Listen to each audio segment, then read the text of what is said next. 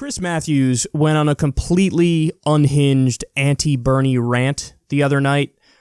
It's so unhinged that Chris Hayes of MSNBC, who's sitting on the panel with him, was like, what exactly are you talking about, bro? This is wild, you're making no sense.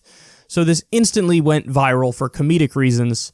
Take a look. Sudden to change. They've been basically hiding from the tough media questions. They think they catch people that are going to be nice to them, and they get tough questions from them too. Because everybody's going to ask the obvious question about he and his son. It does, when you ask, why's your son got this job over here at X many millions of dollars? When you got the portfolio for Ukraine, and then he gets the contract for Ukraine, people who have to be mindless not to say, well, what's going on here? It's a reasonable question. I don't think you should have asked the Ukraine president to investigate it, but it's a reasonable question. When there's smoke, people want to know if there's fire. But I think that the Democratic Party has to figure out its ideology. In Britain, we had the Liberal Party. When I wasn't growing up at the beginning of the last century, we had the Liberal Party. They were overtaken by the Socialist Party. Labour became the main threat, the main challenger to the Tories. Churchill went back to the Tories. We know a lot of us know that history. A lot of us will be sorting things out if the Democratic Party runs a socialist candidate. That's a change from the Democratic Party. The Democratic Party's been to the left of the Republican Party on the issue of mixed capitalism, more social programs. They push Social Security, Medicare, Medicaid, enormously popular programs. I think ACA, Obamacare has also, which they follow through with it and make it work. I think most Americans would be happy to have a public option and have Medicare followed through with. But I don't want to get into I'm on every night. I'll let the Democrats figure this out. I have my own views of the word socialist, and I'll be glad to share them with you in private. And they go back to the early 1950s. I have an attitude about them. I remember the Cold War. I have an attitude towards Castro. I believe if Castro and the Reds had won the Cold War, there would have been executions in Central Park, and I might have been one of the ones getting executed. And certain other people would be there cheering, okay? So I have a problem with people who took the other side. I don't know who Bernie supports over these years. I don't know what he means by social. 1 week it's Denmark. We're going to be like Denmark. Okay, that's harmless. That's basically a capitalist country with a lot of good social welfare programs. Denmark is harmless. He's pretty clearly in the Denmark category, yeah. Are you sure? How do you know? Did he tell you that? Well, I mean, that's what he says, and that's what his agenda calls for, right? Yeah. He's not calling for any... Let's see. Let's figure that one out. Chris Matthews is worried that a Bernie Sanders presidency would execute him in Central Park. Or if, the Soviets had won the Cold War, that guys like him would have been executed in Central Park. He's talking about this in the context of Bernie Sanders' presidential campaign in 2020. This is so immensely ridiculous that people immediately started tweeting at him an article from a few years back where Bernie was arguing that even though I despise Ann Coulter and I think she's wrong about everything, we believe in free speech in this country and she should have the ability to speak at a college because there were riots in response to Ann Coulter speaking at a college a few years back.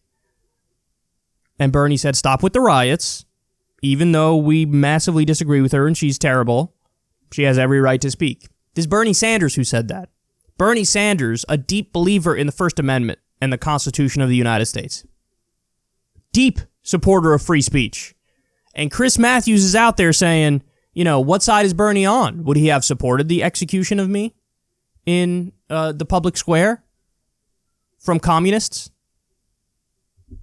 See, he's doing that gross trick that the far right does, which is they try to confuse you and conflate every version of leftism together.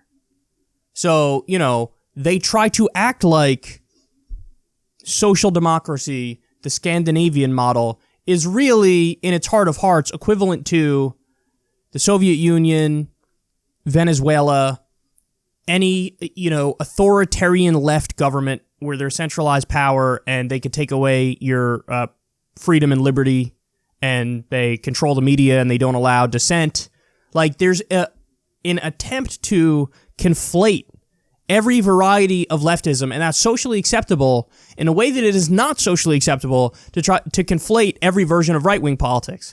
If I come out here and I try to argue that a libertarian is equivalent to a fascist, and I say that, yeah, even though they, believe in legalizing drugs and legalizing prostitution and ending the wars, Even though libertarians believe in that, I don't care. You're on the right side of the spectrum. You know who else is on the right side of the spectrum? Hitler.